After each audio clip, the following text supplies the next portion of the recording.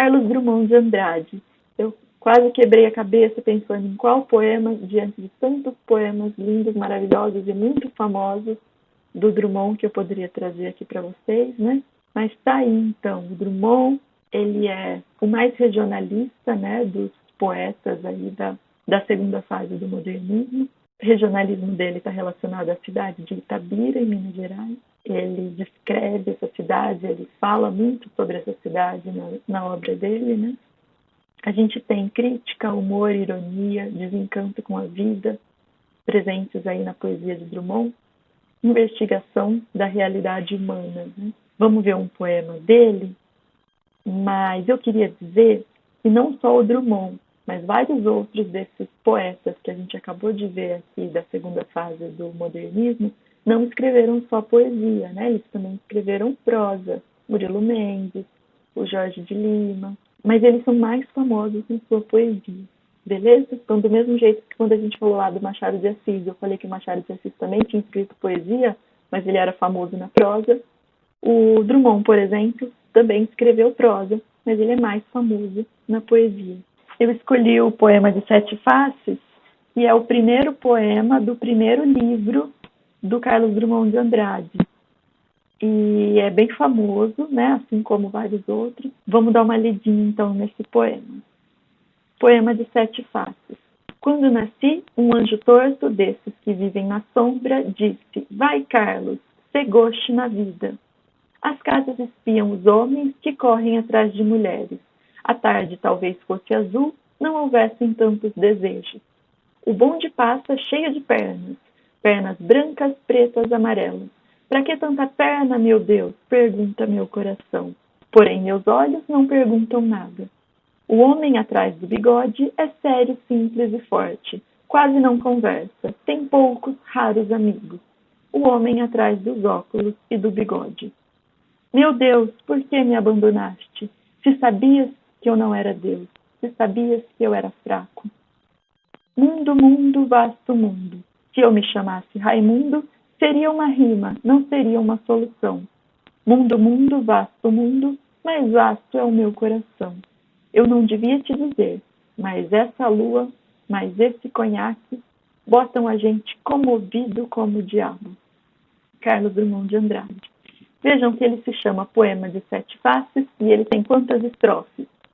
7 estrofes. Essas 7 faces seriam as 7 estrofes. A gente consegue perceber, olhando para essas estrofes, que elas têm uma certa independência. Você consegue ler, por exemplo, essa estrofe aqui, e depois essa, sem que você tenha prejuízo no sentido. Não tem uma ordem muito exata, né, de uma para outra. Por causa desse poema, o Drummond é chamado de poeta de sete faces. Tem até um documentário sobre ele que se chama O Poeta de Sete Faces, né? Veja, a gente está falando aqui sobre diferentes características que vão aparecer na obra do Drummond, né, durante toda a sua vida, e que aparecem nesses poemas. Então, você tem o erotismo, né, aqui. Para que tanta perna, meu Deus? Pergunta meu coração. Porém, meus olhos não perguntam nada. Os meus olhos estão satisfeitos, né, com essa visão dessas pernas. Você tem o erotismo. Você tem o fato de ele não se encaixar no mundo, né? Ele fazer essa análise do mundo sem se encaixar muito bem nesse mundo. Vai, Carlos, ser gauche na vida. Gauche é uma palavra em francês que significa esquerda. Então, você tem um desencaixe aí, né? O comum é escrever com a mão direita, né? Se escreve com a mão esquerda, é como se... E durante muito tempo foi, né? Um desencaixe no mundo. Hoje o mundo aceita os destros e os canhotos igualmente, né? Então, mas a esquerda sempre foi esse desencaixe, né? Do mundo. Essa é a ideia. A gente tem aqui Carlos, homem com bigode e óculos, e etc, né? Ele não se chama Raimundo, ele se chama Carlos. Você pode dizer, é o Drummond, né? Ele está falando, é ele o narrador desse poema. Não, não é, né? Então, assim como eu falei para vocês ainda nessa aula lá mais cedo, o narrador do poema é o eu lírico.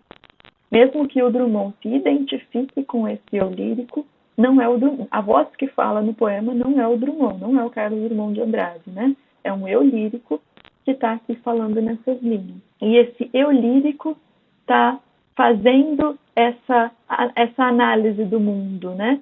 Esse diálogo com a religião. Um anjo torto me disse, vai, Carlos, ser goste na vida. Por quê? Porque você tem, por exemplo, na Bíblia, o anjo vindo dizer para Maria qual é o destino dela, né? Então, essa coisa do anjo aparecer para a pessoa e dizer qual é o destino, o anjo torto aparece para o Carlos e diz para ele ser goste na vida, ou seja, ser poeta, né? Sobre ser poeta. Você tem aqui, meu Deus, por que me abandonaste? Também é uma frase muito famosa na Bíblia, né? Que é dita por Jesus na cruz, né? Meu Deus, por que me abandonaste? Jesus é fraco, homem, né? Está se sentindo abandonado por Deus porque ele perdeu, né? Mesmo sendo o Messias, ele foi crucificado, como se ele tivesse sido abandonado por Deus. É a mesma condição aqui do artista, né? O artista à margem da sociedade, observando tudo isso sem se encaixar. Lembra daquela sensação de desencaixe no mundo que a gente já falou, que acontece na arte, né? A gente já viu em outras escolas literárias. Então, ela acontece aqui também, né? No Drummond. Eu tenho uma brincadeira com a questão da métrica, né? Esse poema tem versos livres e brancos, né? Mas olha a brincadeira com a métrica aqui, ó. Mundo, mundo, vasto, mum. 7. Se eu me chamasse Raimundo, 7. Mundo, mundo, vasto, mum.